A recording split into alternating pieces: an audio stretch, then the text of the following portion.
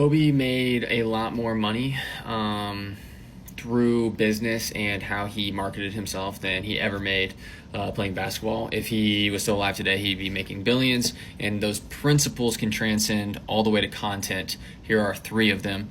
Number one is the concept of total addressable market, TAM.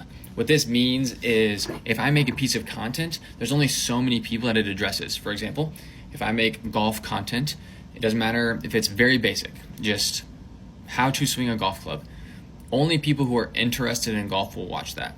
Now, if I make it even more specific, how to swing a 54 degree for a slight cut so it bites on the green.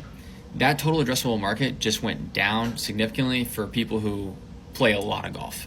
So there's this concept from Paddy Galloway, who is one of the greatest YouTube strategists of all time. He calls it CCN. Your content needs to hit your core audience, your casual audience, and your new audience. So this is how Kobe did it. His core audience was the Lakers. Okay, Lakers fans love him. His casual audience was just NBA fans in general. Okay, he distinguished himself through being like disciplined, hardworking, cutthroat. So any of the casual audience that are just NBA fans, they're going to gravitate towards him. But this is where he was absolutely genius. The new audience. He would take trips every single year to China for 15 years straight to tap into a new audience.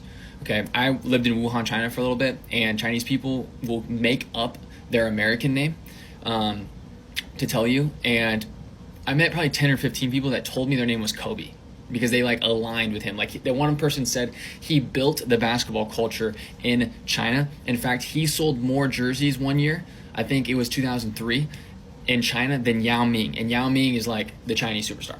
So what he did is he mastered his core audience, he mastered the casual audience, and then he expanded into the new audience. You need to think about that with your hooks. If I'm making content about marketing, really niche down my core audience, I can talk about a bunch of different details about, landing page, CRO, how marketing increases EBITDA. Nobody's going to care about that. My casual audience is going to be marketing in general, maybe more copywriting, maybe about how to make money online. My new audience is going to be way bigger. How marketing can help you get a girl. Terrible example, but you see how that can just apply to anybody. If I'm a dude and I'm watching that, I'm like, okay, that at least addresses me. Okay, that's idea number one. Idea number two is the idea of symbolism and branding. Whenever Kobe was 21 or 22, there was an instance where he had an encounter with a woman and he thought it was consensual and she did not. Okay, this tanked, obviously, any favorability of him. So what he did is he was having troubles focusing. So he created Black Mamba. Okay, and Black Mamba was symbolism that he could connect to. So people saw him, they didn't have to think about that incident, they could think about Black Mamba. He created the sheath, which is that like the logo of the Kobe. That was symbolism, the sheath. It's a sword. And he would say that, hey, you can work as hard as you want, or you can have all the natural skill you want, but if you don't have the sheath, which is the hard work that you hide your sword, aka your natural talent in, you're not going to succeed. How does this play into content? Number one, symbolism does pattern interruption. There's a guy named Bima. He is known for he makes content on collabs, like Nike collabing with whoever. And he has a signature purple. So what I do is anytime I'm scrolling and I see that signature purple, I don't even have to read or know anything. I see that signature purple and I immediately know pattern interruption, this is Bima. Okay? This is good all the way across. There's a guy named Oren Meets World. He always talks kind of like this. He has a 45-degree angle. He has the same background. And what that does, that's pattern interruption. It's not me talking straight on, right? So symbolism is extremely important. It also creates association. If I create symbolism with something that means hard work, all the hard workers are going to align with me. So theoretically, Jocko Willink, I do some work for him. He has created symbolism around his Navy SEAL experience, which associates himself with hardworking Navy SEALs, tactical workers, etc. So anybody in that space is going to gravitate towards him, okay? They're not going to go to Chris Bumstead, who I also work with. He associates himself with bodybuilding, fitness, okay? People who, bodybuilding and Navy SEALs are completely different. The symbolism now divides the total addressable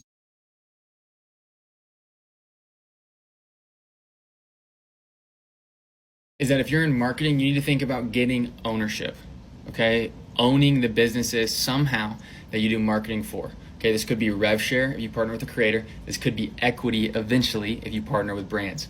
Kobe Bryant bought into Body Armor, okay?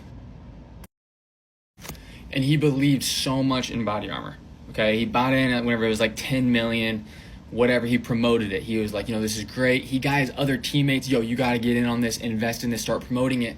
And so he used his audience, his marketing skills, he had a big following at this time, to promote Body Armor, okay? So his little 10%, let's just say it was $1 million, 10% of 10 million, 1 million, this is completely not true. That 10%, if he promotes it, he's sending the money to that 10%. Hey guys, go buy Body Armor. Hey guys, go buy Body Armor. Hey teammate, go promote Body Armor. Hey teammate, you should buy in. Go promote Body Armor. Then what happens is that 10%, that $1 million grows, because now Body Armor grows as a whole, sold for like $1 billion, and his percentage was like 346 million. Don't quote me on the numbers, but it's close. I know it's for sure close. He bought it and he made like 60 times, whatever. I don't fully remember. I'm pretty damn close on these numbers though. And so Alex Hormozi does this exact same thing. His creator platform is used to then bring in companies for acquisition.com, where he buys in, grows them, sells them big. And exiting and getting a piece of equity is where true money comes in.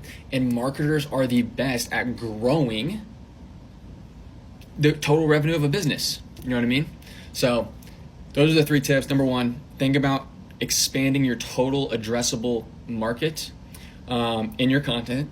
Number 2, think about symbolism and association. And number 3, think about getting ownership in your businesses, creators, etc. that you do marketing for. You can learn a lot about content by thinking about overall business and thinking about money as views. Study businesses, move it over to content, and think about views. In 1977, there was a paper company in Wisconsin, and their best clients were in Chicago. No other place was making as much revenue. They had places in Minneapolis, Kansas City, all these different places. Okay, they thought it was because there was a salesperson in Chicago that was crushing it. So they gave him a bunch of money, but then they realized whenever he retired, a new person came in and it was just as good. So a new president came in and there was an anomaly. And he's like, there's something else here. And he exploited the anomaly. What he figured out is that it was same-day delivery. He could get delivery from his paper company to Chicago the same day. So what he thought is, if